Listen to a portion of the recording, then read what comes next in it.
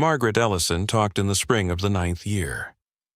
I want you to understand what that sentence means before I tell you anything else.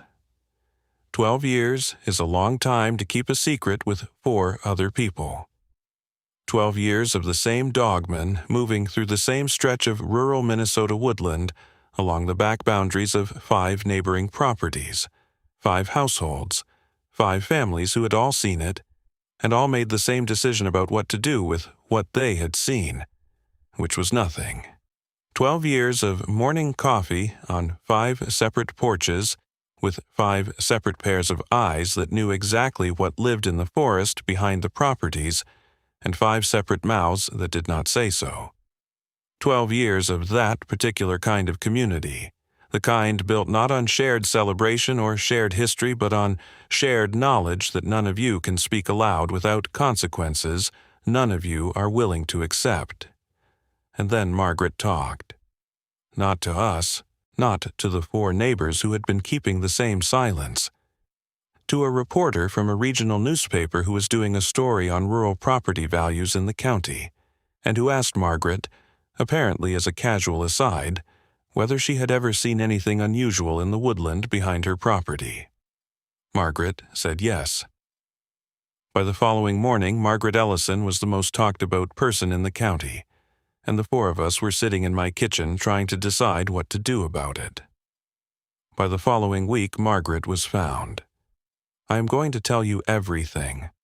I have been one of the 5 for 12 years, and I have been one of the 4 for 3 years since Margaret was found, and I have been keeping this account in my head across all of that time, building it and rebuilding it, trying to find the shape that does it justice. I am 59 years old. I served 8 years in the Army, infantry, 2 deployments, and I came home and I bought 40 acres in rural Minnesota because I needed space and quiet and the kind of neighbors who understood that space and quiet were not things you interrupted without a good reason. I found good neighbors. The 4 of us who remained are still good neighbors.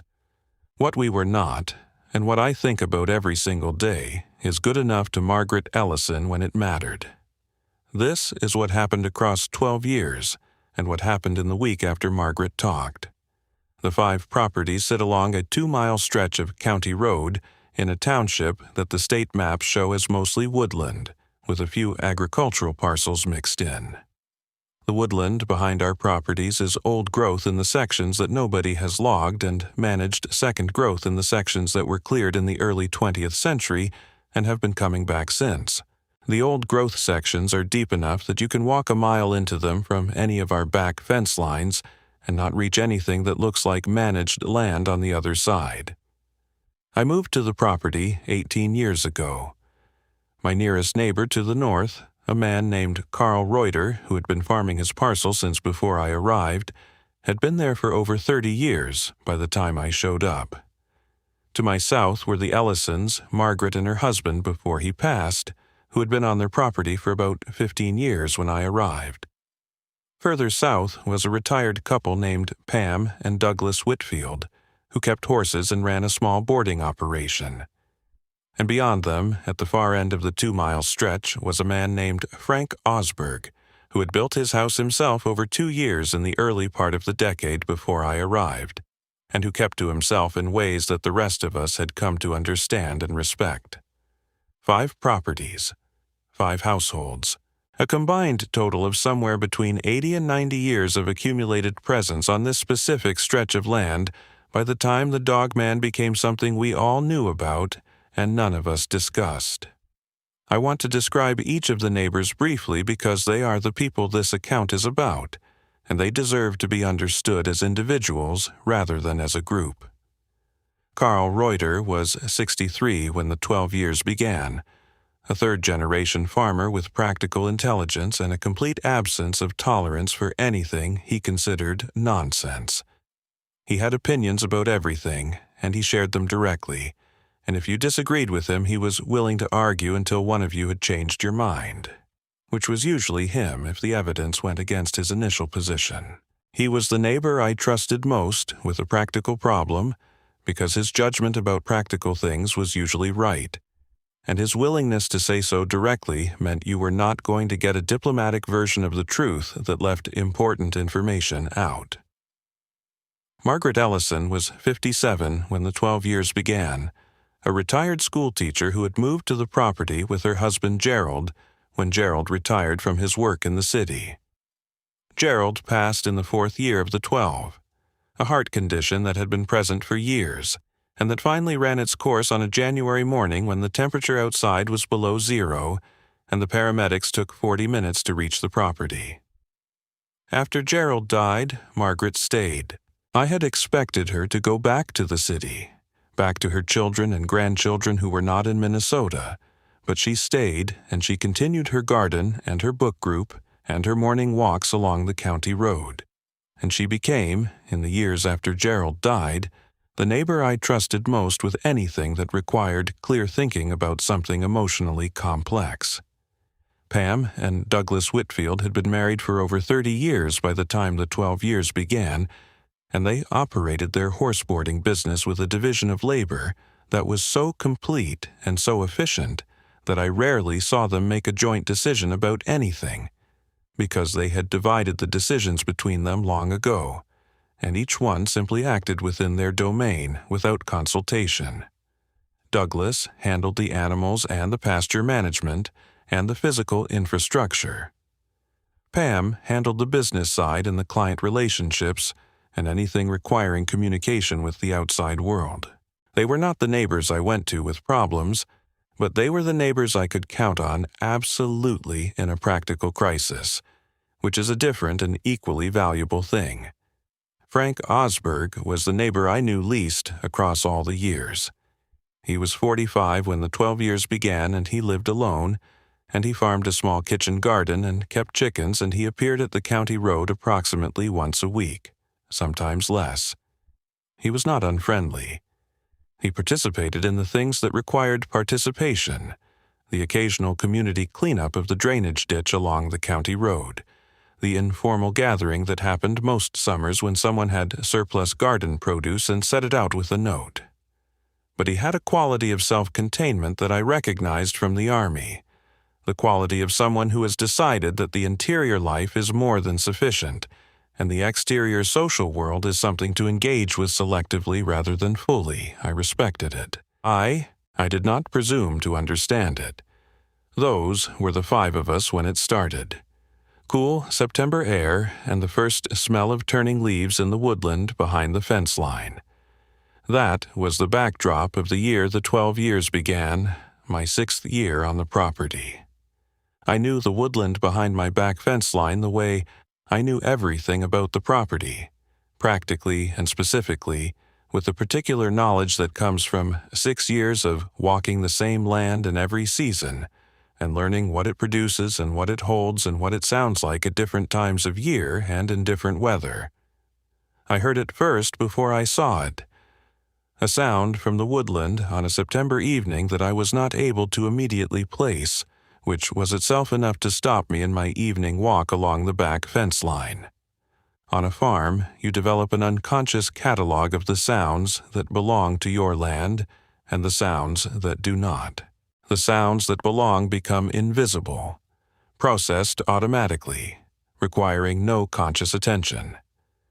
The sounds that do not belong stop you the way this sound stopped me, somewhere between a vocalization and something structural, something with mass and intention behind it that did not match the catalog.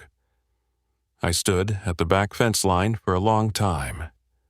The woodland was dark by then, and I could not see into it beyond the first line of trees. I heard movement, and then I did not hear movement, and the woodland was quiet again in a way that felt like the quiet of something that has decided to be quiet rather than the quiet of an empty space. I went inside, and I did not say anything to anyone.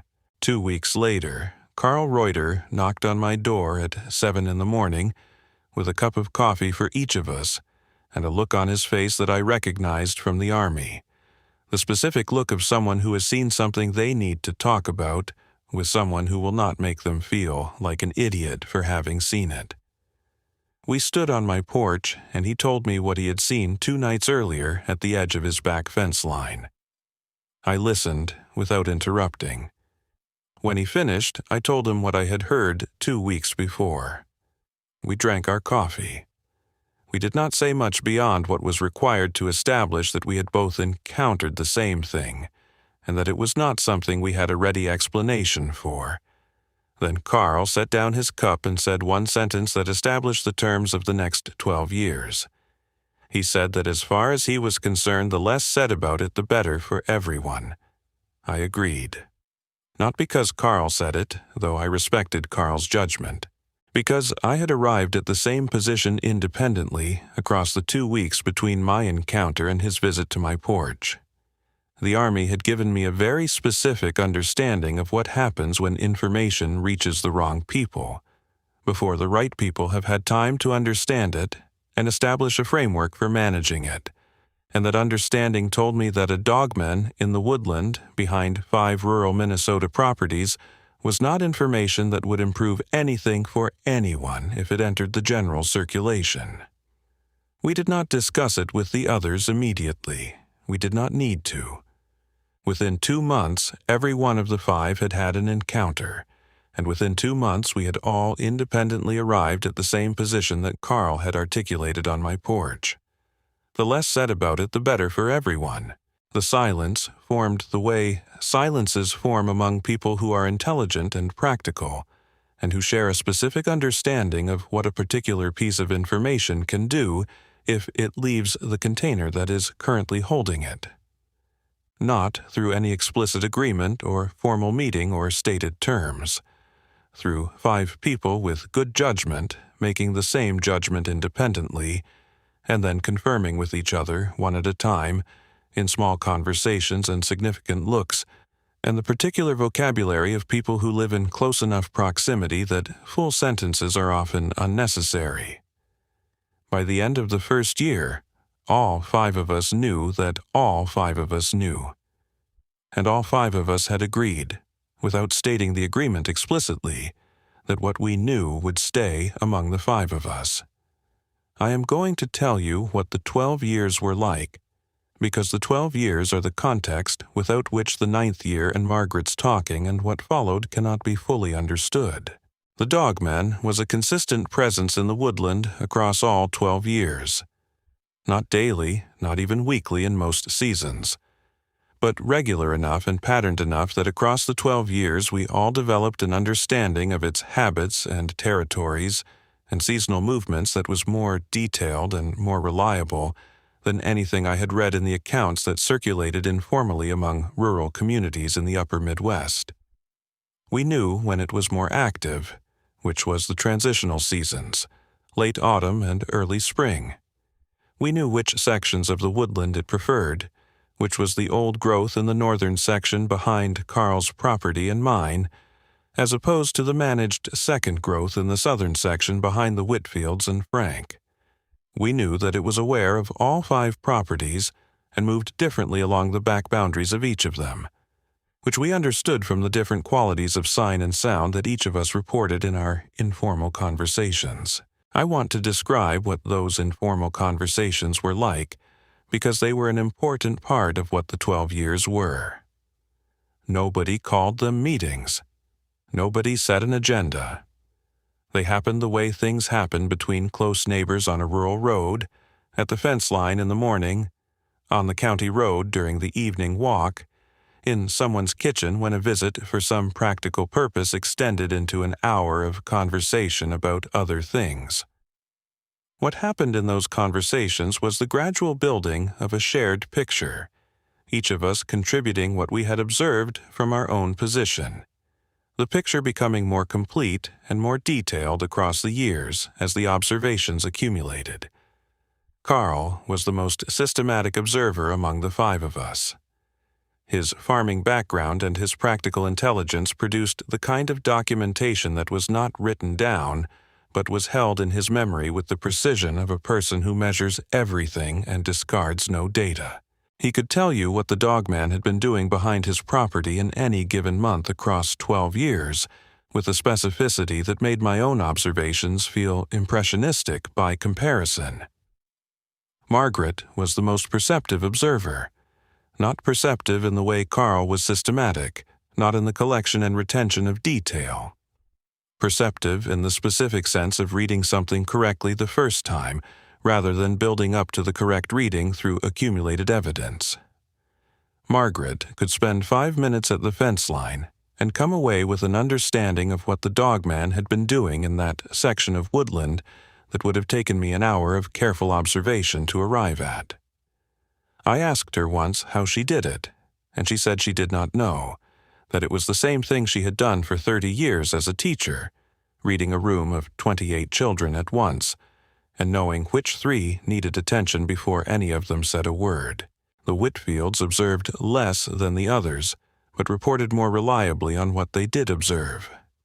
Douglas, in particular, had the quality of attention to animal behavior that people develop when they spend decades working with horses, an attention to the specific meanings of specific behaviors that translated usefully to a context where the animal in question was not a horse, but that shared the fundamental quality of careful behavioral reading. Frank said the least in the conversations across 12 years. What he said was always precise, and always added something to the picture that none of the rest of us had contributed. I came to understand across the years that Frank's self-containment was not the absence of observation but the presence of a filtering process that most people do not have, one that held observations until they were certain enough to be worth saying. What Frank said was always worth hearing. Those were the 5 of us, and that was the texture of the 12 years. I want to tell you what the 12 years did to me, because a person does not spend 12 years keeping a shared secret with 4 neighbors without the keeping changing something about who they are, and the honest account of what the 12 years were requires the account of what they cost and what they gave. The cost first. The Army teaches you the value of information discipline, the specific capacity to hold information that is operationally sensitive without allowing it to leak into contexts where it creates problems it was not generating before it leaked. I had that capacity before the 12 years. The 12 years refined it into something more personal, more tested, more connected to specific relationships and specific obligations rather than to institutional requirements. The cost of that refinement was the specific loneliness of someone who carries knowledge that cannot be shared with the people who are not part of the carrying. My son on the sofa with his laptop. My sister on the phone asking about life on the property. The people at the feed store, the hardware store, the county road meetings. 12 years of answers that were not lies exactly, but that were not the full truth either, and the accumulation of those partial answers across 12 years produces a quality of interior isolation that is different from ordinary solitude, and that I am not certain I have fully resolved even now. The giving. This is harder to name because it is harder to make sound like something other than a justification for the cost. What the 12 years gave me was a version of the world that is more complete than the version I arrived with. The Army had already expanded the world considerably, had shown me what humans are capable of and the full range of that capability, and that expansion had produced the specific humility of someone who has seen enough to stop being surprised by what people do. The 12 years added a different expansion. An expansion at the edges of the category of what a being can be, what intelligence can look like, what the relationship between human and non-human can hold when both parties approach it with the specific quality of attention and patience and respect that the arrangement required. I am a better observer than I was 18 years ago. I am a more patient person than I was 18 years ago. I am a person with a larger sense of what the world contains than I had 18 years ago. Those are the gifts. They are real gifts. They do not fully offset the cost, but they are what the 12 years were alongside the cost, and the full accounting requires both. I also need to tell you about the second creature, because the second creature was part of what made the 12 years what they were, and leaving it out would leave the picture incomplete. Mud season had come late that year, and the woodland floor behind the properties was soft enough to hold sign long after animals had passed through it. The 4th year was when we detected the second creature. Carl first, then me, then the others across the following months. Larger than the Dogman we had been observing for 4 years, or at least different in its physical presence in the woodland, with a quality of movement that was less controlled and less patient, and more reactive to our presence at the fence lines. The Dogman we had been observing for 4 years behaved toward us with a consistent quality of deliberate awareness, acknowledging our presence at the fence line and proceeding with whatever it was doing without significant modification. The second creature, when it was present, produced a different quality of fence line experience, more alert, more variable, less predictable. We had 2 different names for the 2 creatures that emerged naturally from the conversations without any formal agreement. The first we called the familiar, because it had become familiar across 4 years of consistent observation, and because familiarity was the right word for what we felt in relation to it. The second we called the stranger, because the quality of its presence was always somewhat foreign to us, even after years of occasional detection, as if it operated according to different rules than the familiar, and we had never accumulated enough observations to understand those rules fully. The stranger was present less frequently than the familiar, but its presence when it occurred had a quality that the familiars did not have, which was that it required more of our attention.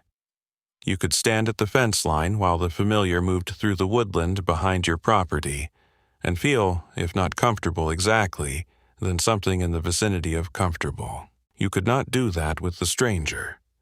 The stranger required the specific quality of alert attention that the Army trained into me, and that I had not had much use for in rural Minnesota until the strangers started appearing in our 4th year of the 12. None of us ever discussed explicitly what we would do if the stranger became a problem. I think we all knew that the stranger becoming a problem was a possibility we had tacitly agreed not to examine too directly, because the examination would require decisions none of us wanted to make. We managed around it the way you manage around a lot of things in a life, by staying alert and maintaining the practical preparations that competent people maintain in uncertain territory, and hoping that the careful navigation of the situation would continue to be sufficient. It was sufficient for 12 years. I want to tell you about the rule that the 5 of us observed across 12 years, and about the moment in my 8th year when I understood that the rule had a second dimension I had not initially recognized.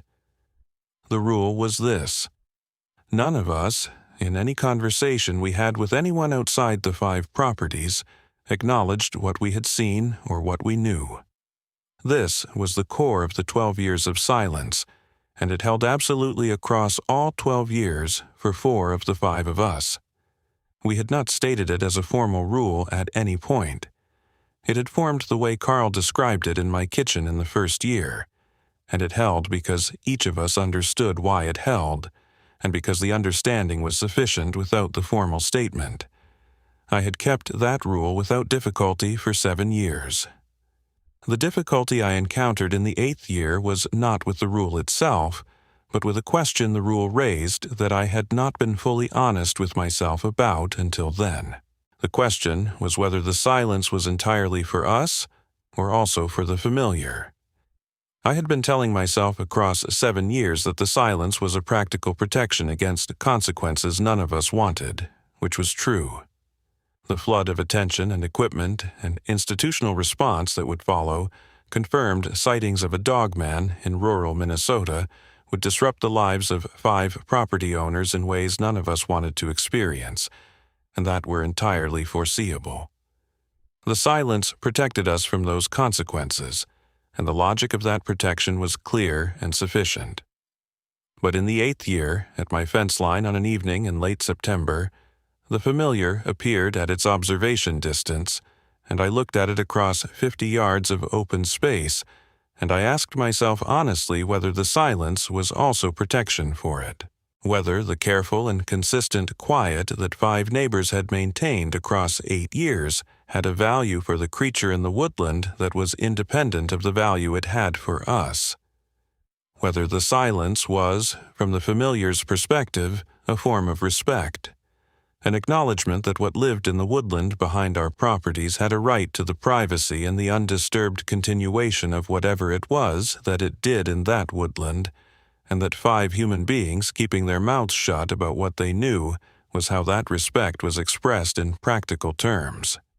I stood at the fence line, and I thought about that for a long time.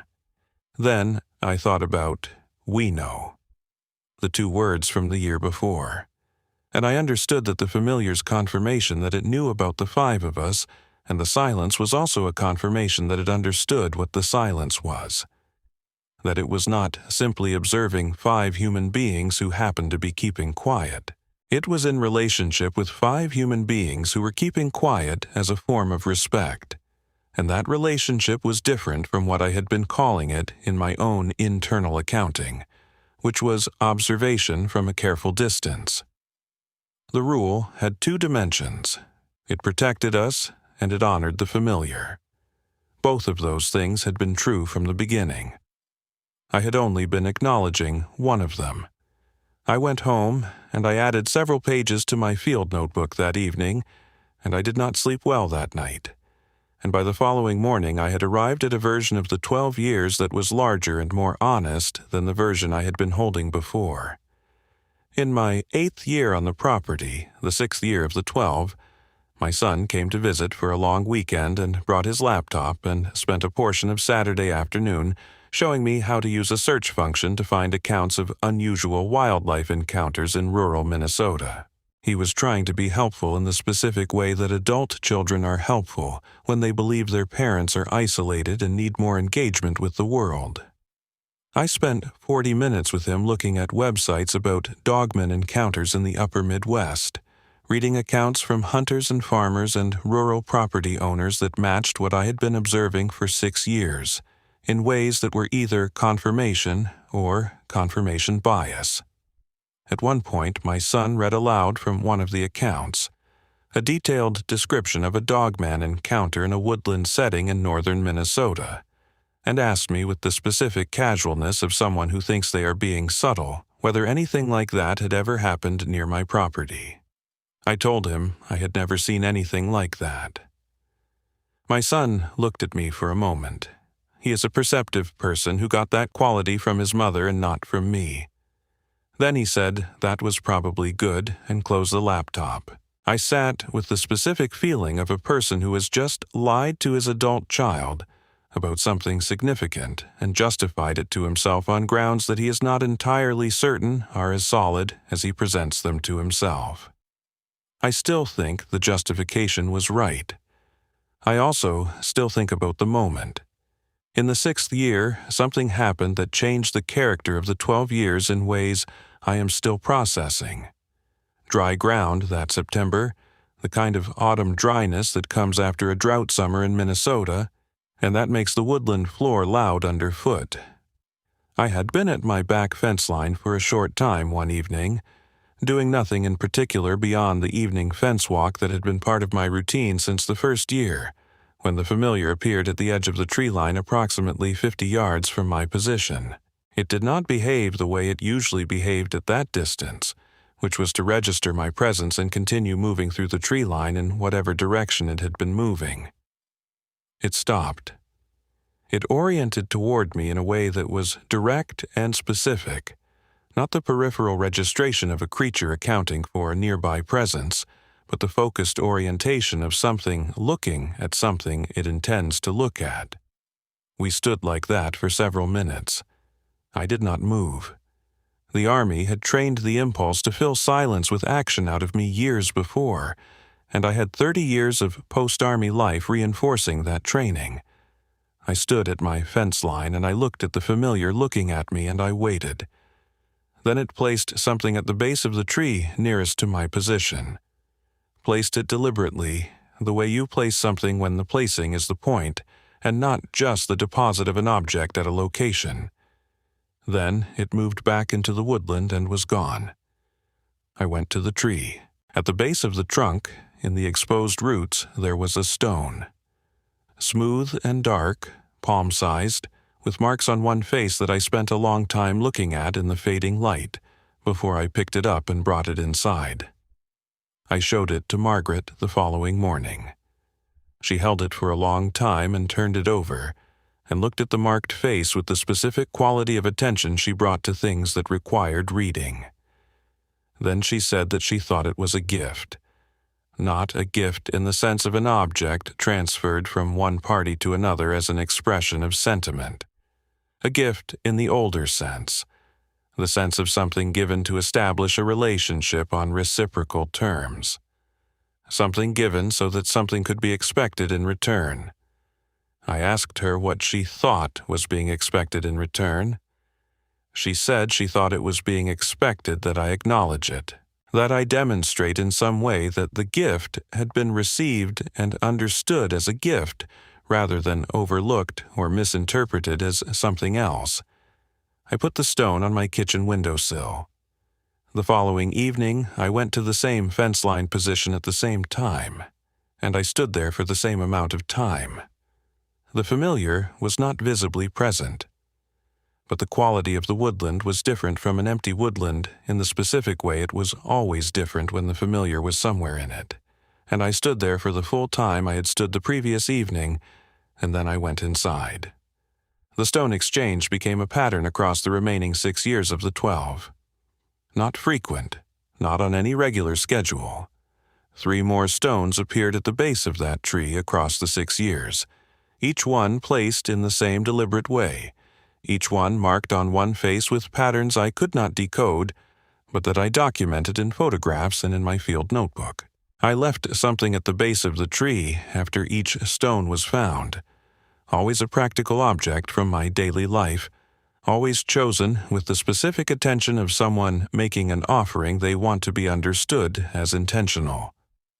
Twice, it was a piece of that year's kitchen garden harvest. Once, it was a small knife I had carried since the army that I had decided it was time to pass on. The knife was gone the following morning. I thought about that for a long time. The Whitfields noticed the exchange, or noticed something about my behavior at the fence line that told them something was different. Pam asked me about it directly one morning at the county road, and I told her what had been happening. She listened, and she said that Douglas had had a similar exchange in his 2nd year on the property, before the 12 years of collective silence, that he had not mentioned to any of us because he had not known what to make of it, and had decided it was better not to say anything that he could not explain. We told the others. It turned out that Margaret had received a stone of her own in the 5th year, and had made the same decision as Douglas about not mentioning it. Carl had received one in the 3rd year. Only Frank said he had not received one, and the way Frank said it left me uncertain whether he meant he had not received a stone specifically, or whether he meant something different that he was not going to elaborate on. 5 neighbors on 5 rural properties, all of us in some form of exchange with the same creature that none of us had discussed with each other, each keeping a private accounting of something that turned out to be happening across all 5 properties simultaneously. I thought about that for a long time, too. I want to tell you about what happened on the evening of the 3rd stone, because that evening was different from the first 2 exchanges, and the difference belongs in the honest account. It was October, late light fading across the back fence line, and I had been standing at my usual position for perhaps 10 minutes when the familiar came to the edge of the tree line. Not at its usual observation distance of 50 yards, closer, 30 yards, perhaps less. Close enough that the detail I could see without any optical equipment was substantially more than any previous encounter had provided. The face in the October light, the long canine snout and the high-set ears and the amber eyes that caught the low sun, in the way animal eyes catch light, amber and specific, and holding something behind the reflection that was not animal awareness. It looked at me for a long time. Then it placed the third stone at the base of the tree in the same deliberate way the first two had been placed. Then, instead of moving back into the woodland the way it had done after the first two placements, it stayed. We stood there, the familiar at the tree line and I at the fence line, for longer than any previous encounter across 6 years of observations. And then, from somewhere in its chest, low and shaped wrong, in the way a thing is shaped wrong when the mechanism producing it was not built for that purpose, it produced a sound that I want to tell you about as accurately as I can. 2 words. Rough and slow and unmistakably language. We know. I stood at the fence line in the October dark for a long time after it moved back into the woodland. I wrote it in my field notebook that night. The date and the observation and the 2 words and my honest notation that I could not be completely certain of what I had heard, that the production mechanism was so different from anything I had experienced that my interpretation could be projection. I wrote all of that.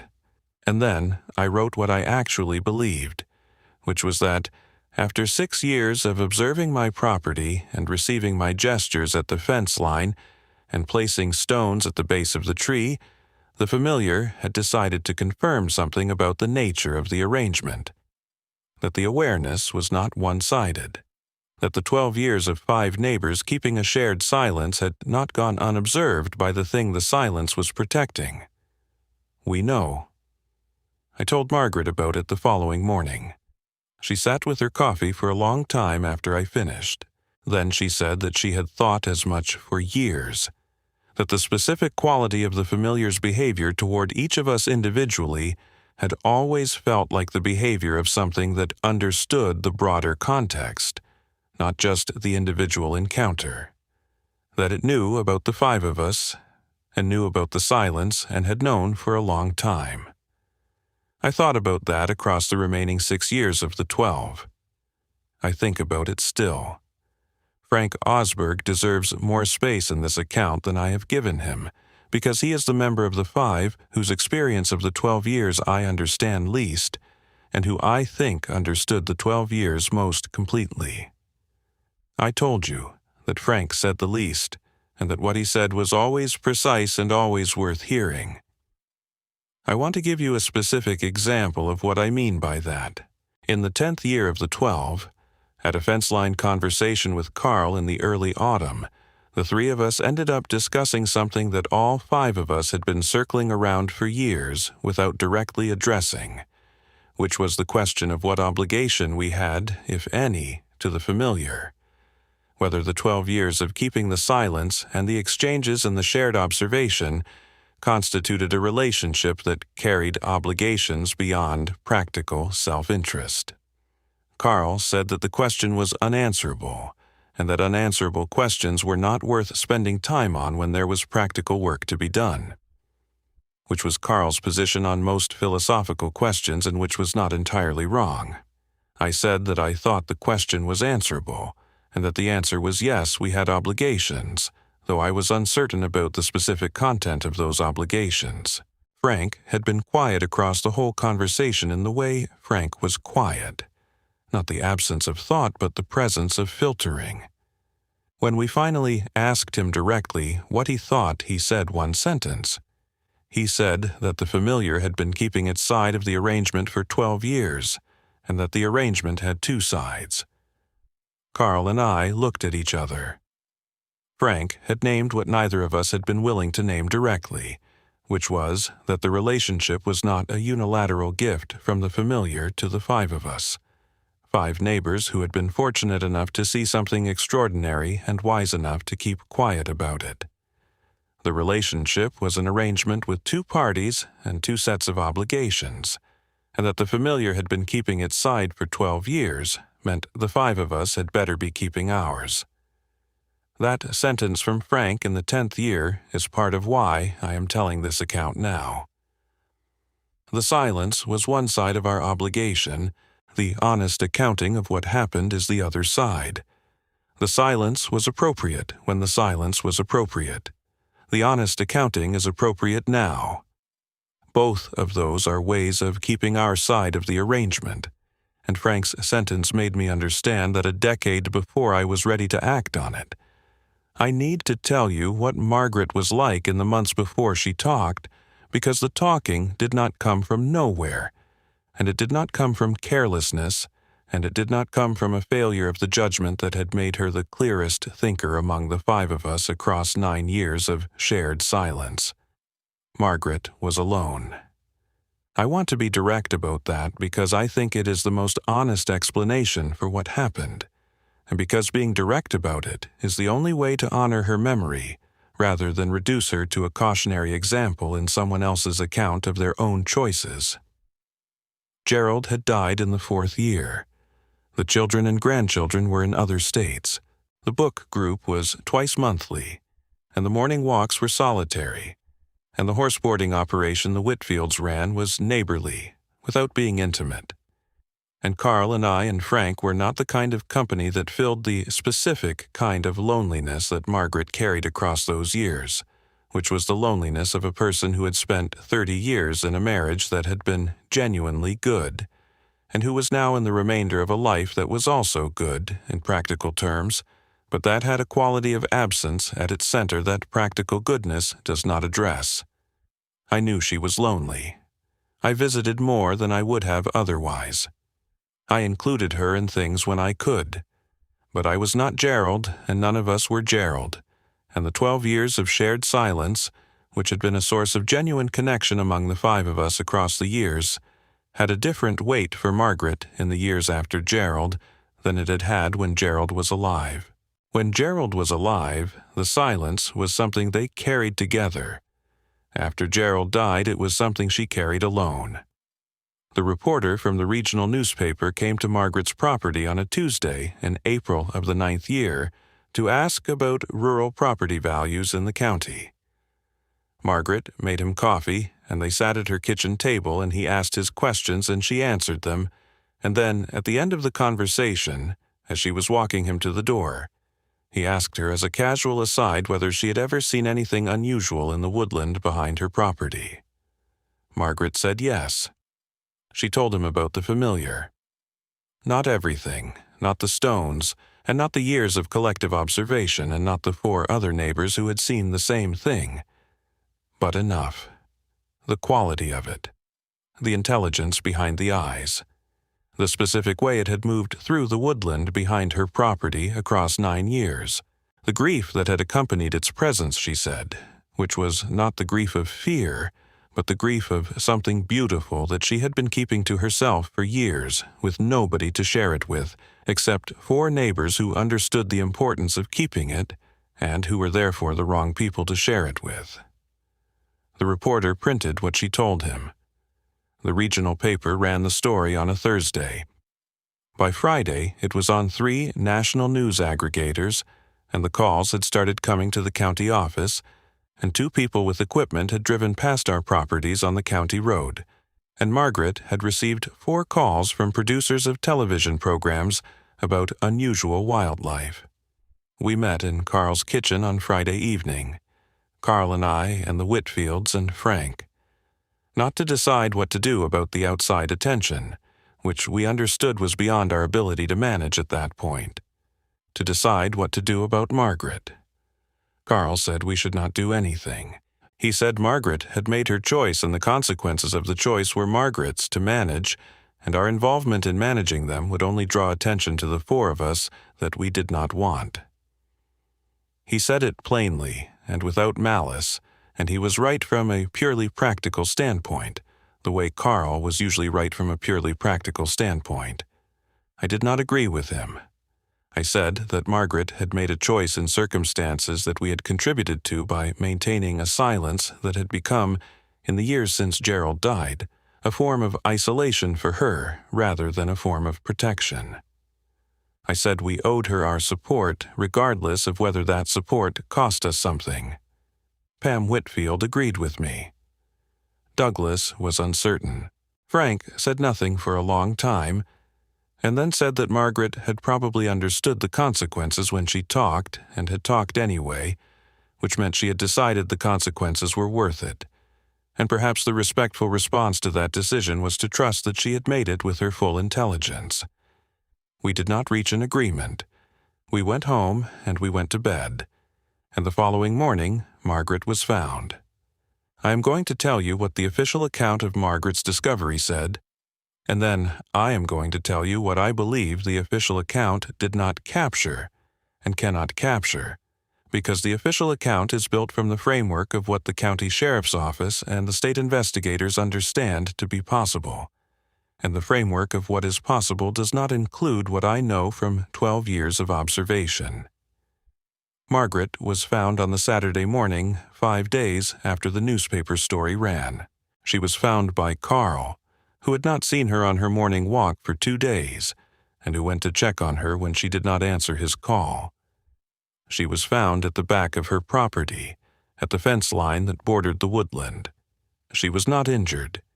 She was not frightened in any way that was visible to Carl or to the investigators who came afterward.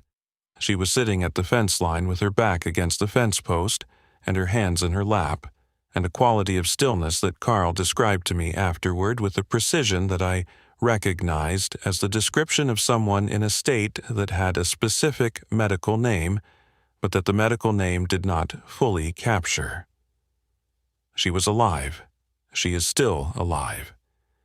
She lives with her daughter in another state now, and she has not returned to the property, and she has not, to my knowledge, spoken about what she saw in the woodland or at the fence line in the days between her talking to the reporter and Carl finding her at the post. I went to the fence line after the investigators had finished their work and after Margaret had been taken to the hospital. I stood at the post where Carl had found her, and I looked at the woodland, and I looked at the ground around the post, and I found what I expected to find, and what the investigators had not found because they did not know what they were looking for. At the base of the fence post, partially under the lowest rail, there was a stone, smooth and dark, palm-sized, with marks on one face. The same kind of stone that had been placed at the base of the tree on my property 6 years earlier. The same kind of stone that Margaret had received in the 5th year and that Carl had received in the 3rd year, and that the Whitfields' Douglas had received before the 12 years began. I picked it up, and I put it in my pocket, and I walked back to my property. I have thought about what that stone means across 3 years of thinking about it. What it means that the stone was placed at the fence line where Margaret sat. What it means that Margaret was found at the fence line rather than anywhere else on her 40 acres. What it means that the form of her sitting, the specific quality of stillness that Carl described, was the quality of someone who had received something rather than someone who had been overcome by something. My interpretation, held with the uncertainty that honest interpretation of ambiguous evidence requires, is this. Margaret talked because she was lonely, and because the beauty of what she had been keeping was too much to carry alone any longer. And the familiar, which had been in relationship with Margaret across 9 years of her keeping the silence, came to the fence line in the days after she talked, not to punish her for talking, but to give her something. The stone at the base of the post. The gift that meant the same thing it had always meant in all of our experiences of receiving it. An acknowledgement on reciprocal terms. A confirmation that the relationship was real and was recognized and was not ended by what had happened. Margaret sat at the fence line and received that acknowledgement and was found there by Carl in the stillness of someone who has arrived at a completion they had not known they were approaching. That is what I believe. I cannot prove it. The stone is in my desk drawer next to the other stones, and the photographs of the marks and the 12 years of field notebooks. 3 years have passed since Margaret was found at the fence line. I want to tell you what those 3 years have been like, because they are the aftermath of everything that preceded them, and the aftermath belongs in the account. The attention that followed Margaret's talking lasted approximately 3 weeks before the next unusual thing happened somewhere else in the country. and the attention moved to the next unusual thing. That is the nature of the current information environment, which moves too quickly for any single story to hold it for long. And in this specific case, the speed of the movement was something I was grateful for in a way that I was not proud of being grateful for. The attention moved on. The county returned to its normal character. The 2-mile stretch of county road returned to the specific quiet of a rural road in Minnesota, where 5 households manage their properties and mostly leave each other alone. I visited Margaret before she left for her daughter's house. She was still at the property, staying with her daughter who had driven up from the city, and I came to the kitchen door the way I had been coming to the kitchen door for 12 years, and Meg let me in, and Margaret was at the kitchen table with her coffee. She looked like herself. That was what I noticed first. Not diminished, not frightened, not the look of someone who had been through something that had used them up. Herself. As if whatever had happened at the fence line in the days after she talked had produced, in her, a settling rather than a disruption. We sat at the kitchen table for about an hour. We did not talk about the fence line or the stone or what she had experienced in the days between her talking and Carl finding her. We talked about the property and the garden and her grandchildren and a book she had been reading. At the end of the hour, she walked me to the kitchen door and she said one thing that I want to include here because it is the most honest statement of what the 12 years were that anyone has offered me. She said that she did not regret talking. She said she had kept the secret for 9 years because it was the right thing to do, and she had talked because by the 9th year it was also the right thing to do, and that both of those things being right at different times did not mean either of them was wrong. She said the familiar had understood that, she believed, which was why the stone at the fence line felt the way it felt. Not a punishment. A recognition. A confirmation that the arrangement had 2 sides and that both sides had kept their side, and that what happened between 2 parties who both keep their side is not a tragedy, but a completion. I drove home from Margaret's property, and I sat in my kitchen for a long time. Then I wrote everything she had said in my field notebook, and I added it to the box with the 12 years of other documentation. A completion. That is what she called it. I am still working on understanding what comes after a completion. I am 59 years old. I have been on this property for 18 years, and I have been one of the remaining 4 for 3 years. And I have been trying to find the right shape for this account across all of that time. The remaining 4 are still here. Carl is 74, and his farming operation has scaled back, as his energy has scaled back, but he is still on his property every morning before 6, and he still appears at my fence line once a week with a cup of coffee and a specific look on his face that means he has observed something worth discussing. Frank is still on his property at the end of the road, still appearing at the county road approximately once a week, still saying less than anyone and meaning more by what he says than anyone except possibly Margaret, who is no longer here to say anything. The Whitfields are planning to sell. Douglas's health has been difficult, and the horse boarding operation is more than Pam can manage alone, and their children have been asking them to be closer to family for years. I do not know what their leaving will mean for the arrangement that has existed on this stretch of road across 12 years. I do not know whether the familiar's relationship with the properties is to the land or to the people on the land, and the Whitfield's departure will tell me something about that question that I do not currently know. The familiar is still in the woodland. I hear it on certain evenings, and I find its sign on certain mornings, and the quality of the woodland that its presence produces is still recognizable to me after 18 years of this property, and 12 years of knowing what I am recognizing.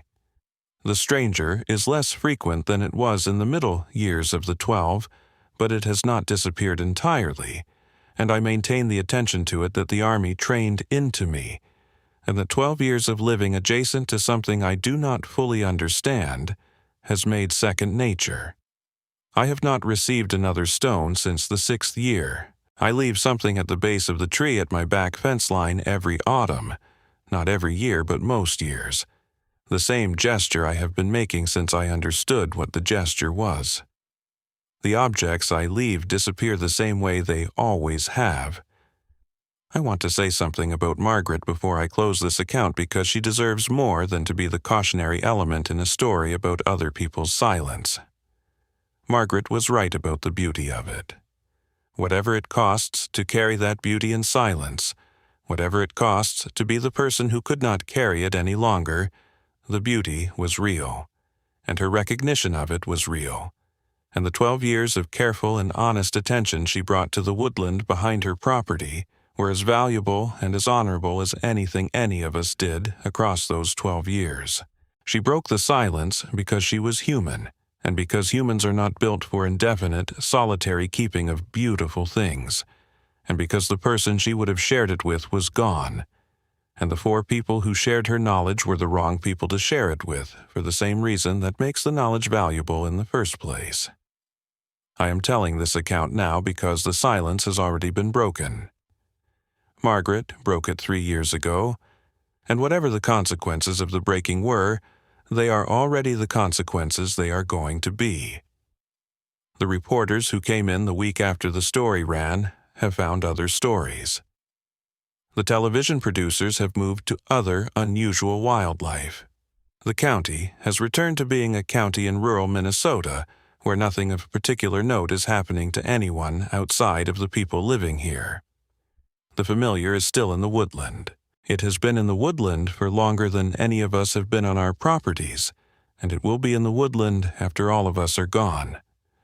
Whatever the 12 years of silence protected, the protection was always temporary, and the thing protected was always larger and older and more capable of protecting itself than 5 rural Minnesota neighbors whose shared knowledge turned out to be, in the long accounting of things, not the critical variable in the outcome.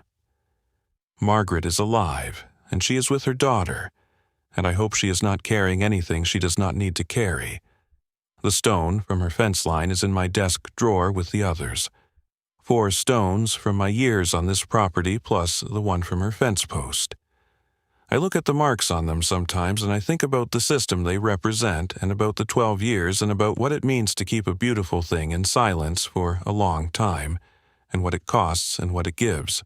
I am 59 years old, and I have been on this property for 18 years, and I intend to be here for as many more as the land will have me. The familiar is in the woodland. I am at the fence line most evenings. That is still the arrangement, and I am still honoring it. I have been sitting with this account for 3 years, and I want to say one final thing before I close it. The title of what I am telling you, the framing of 5 neighbors staying silent, and the one who talked being found first, makes it sound like a warning. Like the lesson is that talking carries consequences, and silence is safety, and Margaret paid for breaking the rule that kept the rest of us protected. I do not believe that is the lesson. Margaret was found at her fence line in the stillness of someone who had received something. The stone was there. The quality of her sitting was not the quality of someone who had been harmed or frightened or punished. It was the quality of someone who had arrived at a completion. She had been lonely for 5 years with a secret she could not share with the person she most wanted to share it with. And she had talked, and the talking had produced consequences she had accepted. And at the fence line she had received the confirmation that the arrangement had been real, and that her participation in it across 9 years had been seen and understood, and that the talking had not ended the arrangement but had completed one chapter of it in the only way that chapter could honestly end. The lesson, if there is a lesson, is not that silence is safety. The lesson is that the arrangement has 2 sides and that keeping your side takes different forms at different times, and that the familiar, across 12 years of watching 5 human beings keep a difficult and costly silence, had understood something about what that silence cost and had chosen, when the chapter ended, to say so. We know. Yes, we knew too. All 5 of us, for 12 years. And now you know too. and whatever that knowing does in the world from here is between the knowing and wherever it lands. I am still at my fence line most evenings. The arrangement continues. The stones are in my desk drawer. The field notebooks are in the fireproof box. The familiar is in the woodland, and I am on the property. And the 2-mile stretch of county road is quiet in the specific way it has always been quiet, which is not the quiet of emptiness, but the quiet of something that knows it is being watched and is comfortable with that knowledge.